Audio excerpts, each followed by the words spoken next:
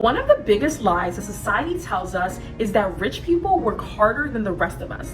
The truth is that rich people's money works harder, not the rich people themselves. And earning a lot of money doesn't actually make you rich, because a lot of people still live paycheck to paycheck and have no financial freedom, even with 6 or 7 figure salaries. At the end of the day, what truly makes somebody rich is not how much they earn, but how they use the money that they earn and make it work for them and make their money grow. Hi y'all, my name is Delphine and I'm a 22-year-old corporate girlie living in New York City and working on Wall Street. Working on Wall Street over the past year has taught me so much about how the rich put their money to work to make millions on their investments.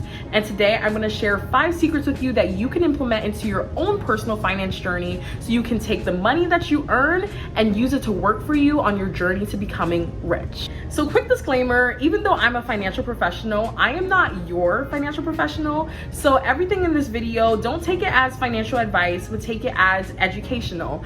And just remember that with any kind of investment, there's always a risk. There's no such thing as a risk-free investment. So, make your own decisions and educate yourself, do your own research before you do any kind of investment, but let's get into it. So today we're going to be discussing 5 secrets that rich people don't want you to know. The first secret that the rich don't want you to know is that the rich don't actually pick stocks. Everybody thinks that when you invest in the stock market, you're just spending your time selling Apple high and buying Microsoft low. It couldn't be further from the truth. The actual way to make money in the stock market is not by picking stocks. A lot of times the people that you see who say that they're day traders, most day traders are actually losing money between the transaction fees and the fact that when you're picking stocks minute to minute, it's incredibly difficult to predict the direction of the stock. So you're basically just gambling your money away if you're trying to day trade.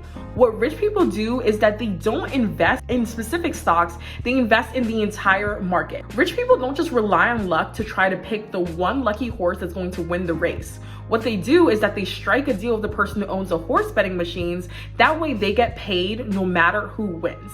How do they do that? With 2 really incredible tools: ETFs and index funds. Let me explain. Rich people invest in the entire market at once through an amazing tool called the ETF, which stands for Exchange Traded Fund. So how does it work? ETFs come in all different kinds of flavors, and one of them is the index fund that I mentioned earlier. And so with an index fund, instead of picking stocks and seeing which ones goes up, which I told you is basically like gambling because nobody can see the future, what they actually do is that they just buy this ETF and it just gives them a fraction of every single share in the market. So for example, if they buy an S&P 500 ETF, they're basically getting exposure to every single top 500 stock in the S&P 500. And that's what actually makes their portfolios so strong. If you're still confused, one of the cool ways that I've heard it described is that it's like buying a bag of Skittles. You would never go to the grocery store and ask to buy Skittles one by one. No, all the Skittles already come in the bag. So when you buy the bag of Skittles, you have all different kinds of flavors and colors. And that's kind of how an ETF works. You buy that one ETF, like that one bag of Skittles, but you get a ton of stocks on the inside. And that's kind of how you're able to invest in the entire market at once.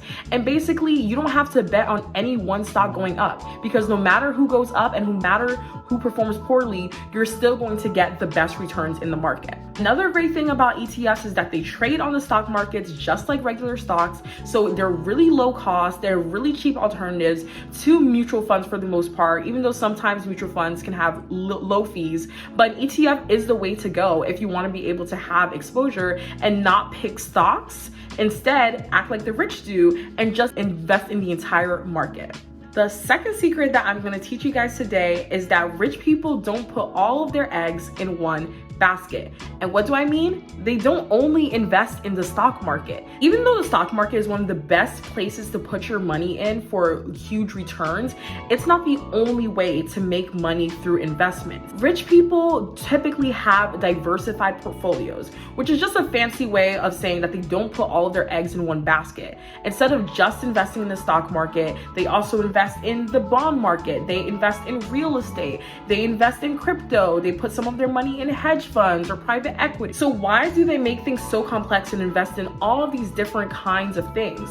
Well, at the end of the day, the stock market goes up and down all of the time, and real estate crashes and rises all the time. Sometimes house prices are really high, sometimes they're super low. You can't always count on interest rates being high when you're investing in bonds. So a good way of making sure that you're never left holding the bag is having a diversified portfolio, putting your eggs in multiple baskets, so that even when real estate is having a real rough year, your stocks are doing well and your bonds are doing well. Or maybe it's the opposite and you're able to sell that house and that property and you're able to get some money back when your other investments aren't doing as great. So you might be thinking, okay, well, obviously they're rich. They can put their money in, property and private equity, and I obviously don't have the money to do that.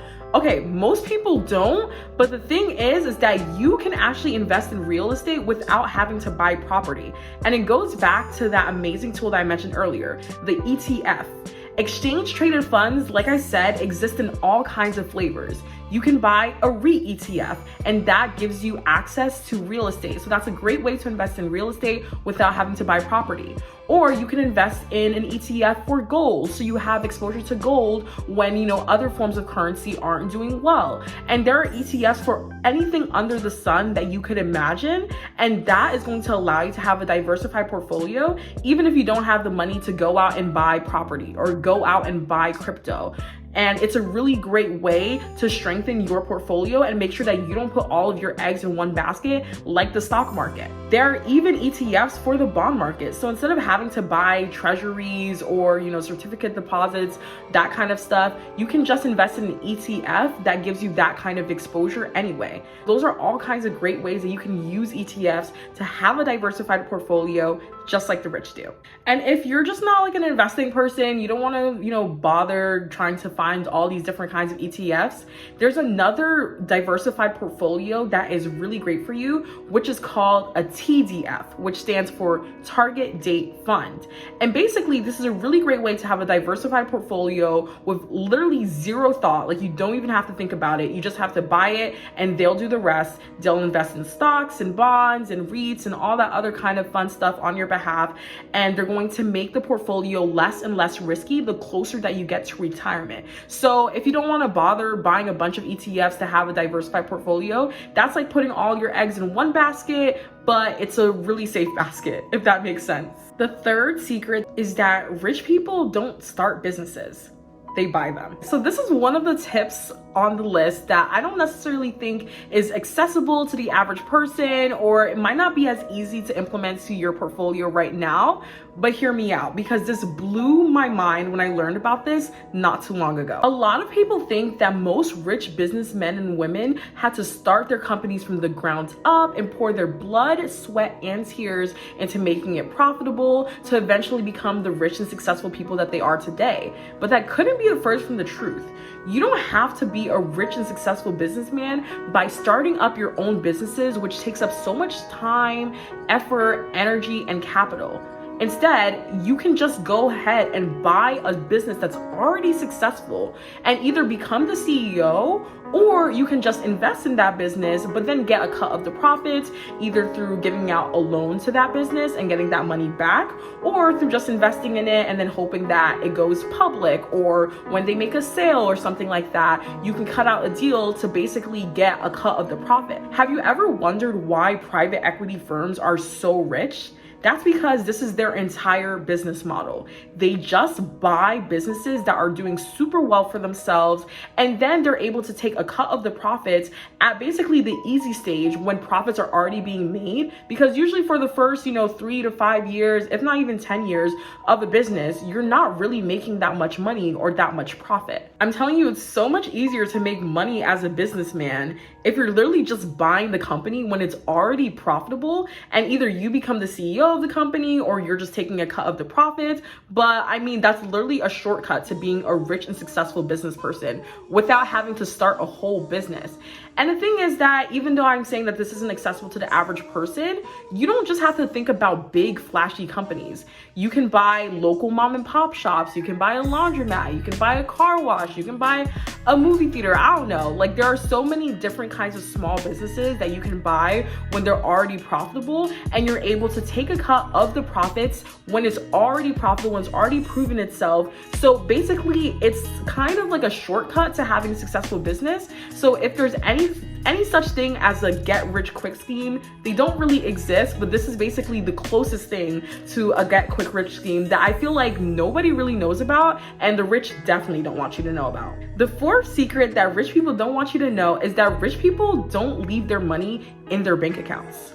Okay, so one thing about rich people is that they're trying to make themselves rich, not the bank rich, not anybody else rich. The easiest way to let the bank get rich off of your money is by leaving it in the bank rather than investing it yourself. Because what banks actually do is that, let's say you give them $10, and then they'll be like, okay, we're going to save this $10 for you when you need it. But what they actually do is that they take the $10, they leave one in your bank account, so whenever you need it, they'll, give you your money back.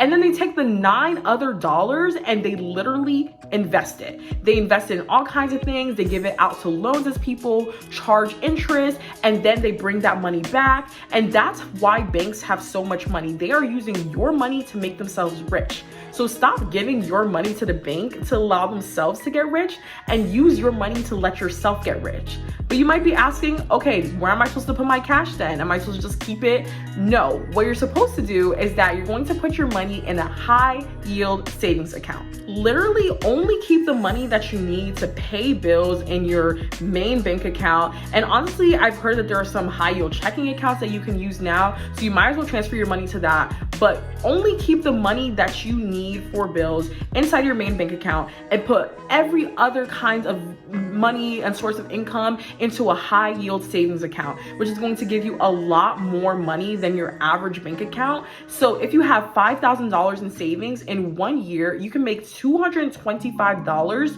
just from letting your money sit there, not doing anything else. So if you have an emergency fund, hell, if you only have $500, put it in a high yield savings account where you're making way more off of it than you ever would by leaving it at your bank. Now, I'm saying this, but I need y'all to listen to me real good, okay? This is not the same thing as savings. This is an investment, technically. A good way that you can also make some more money off of cash that you have lying around, rather than letting the bank invest it for you, put it in a money market fund. And that's another way that you can get more interest off of your money than you would than just leaving it in the bank. Even though right now interest rates are really good, so a high yield savings account is probably better. Money market funds are also another way that you can allow yourself to get rich for your money rather than letting the bank get rich for your money. The fifth and final rich person secret is that the rich don't pay taxes. Okay, so this is low-key a joke, but at the end of the day, we know that rich people have tax loopholes that they're able to manipulate. Let's say that most are legal, because the only ones I'll be talking about today are legal ones, obviously. And a way that you can make sure that you don't have to pay taxes like the rich is through tax advantage retirement accounts. The benefit of a tax advantage retirement account is that it allows you to invest money either tax-free so that you can benefit from compound interest, just like a 401k or 403b. The money is not taxed before it goes in. Or you can invest in something that has taxes after the fact. So like a Roth IRA, what actually happens is that you're taxed on the money when it goes in. So the money was taxed before it was given to you by your employer or whoever, but then the money is allowed to grow tax-free. You never have to pay taxes on that money ever again once it goes into that account. Tax advantage accounts are an amazing way to get around, like paying taxes and keeping more of your money for yourself, for your retirement, and just being able to keep more of your hard-earned money. Isn't that something we all want to do? So you can do that in two ways, either by maxing out your 401k. I think the limit is around $22,000, or you can max out your Roth IRA every single year at $6,500. Now, the thing about Roth IRAs is that because it's such a powerful investing tool, there is a salary cap at which you can invest in a Roth IRA, but there's an answer to that. It's called the backdoor Roth IRA, which is a very legal loophole in how to be able to invest in a Roth IRA, even if you make more than salary permits and you're putting in that $6,500 limit every single year, and you're allowing it to grow tax-free. And the amazing thing about a Roth IRA is that you can always take out your contributions after 5 years. So that is an amazing way that you're able to avoid taxes on that money, even when you're taking it out. And I mean, you know, what's better than being able to grow more money with less taxes? Another legal way that rich people get out of paying taxes is by having businesses and then writing off the expenses and the losses of that business. Now, I know it's not realistic for everyone to go ahead and start their own business. If you have an entrepreneurial side to you, there's something that you want to start, you don't have to go start a whole LLC to be able to take advantage of the tax advantages of having your own business. Even having a sole proprietorship is enough to be able to write off some of the expenses that you have, whatever you're doing. So even if it's like, hey, you're starting a YouTube channel, or you've decided to consult, or you're a babysitter, those are ways that you can start to deduct some of the expenses, which is going to lower your tax liability when it comes to tax time. So if you want to avoid taxes like the rich, I can't get you the fancy accounting, I can't get you the fancy offshore accounts, but what I can help you with is that make sure that you open a tax advantage account, Roth IRA and 401k, and max them out as much as possible, which is just going to lower the taxes that you're going to have with the 401k, and make sure that your money is able to grow and you're able to get it out tax-free with the Roth IRA. And then if you really want to start a business, you don't have to, you shouldn't if you don't, you know, have a business that you want to start. But even if you're doing something like, you know, Uber on the weekends, DoorDash on the weekends, you're babysitting, you're coaching, you're tutoring, those are all opportunities for you to claim a business in your name, which is genuine and real. And then you're able to deduct some of the expenses that come with having that business. So those were the 5 secrets that the rich don't want you to know about how they're able to become rich and make their money work for them. So if you like this video, if you learned anything interesting, exciting, any questions for me, please leave them in the comments below. I can't wait to chat about this. Let me know what else you want to hear, and I'll see you in the next one. Bye.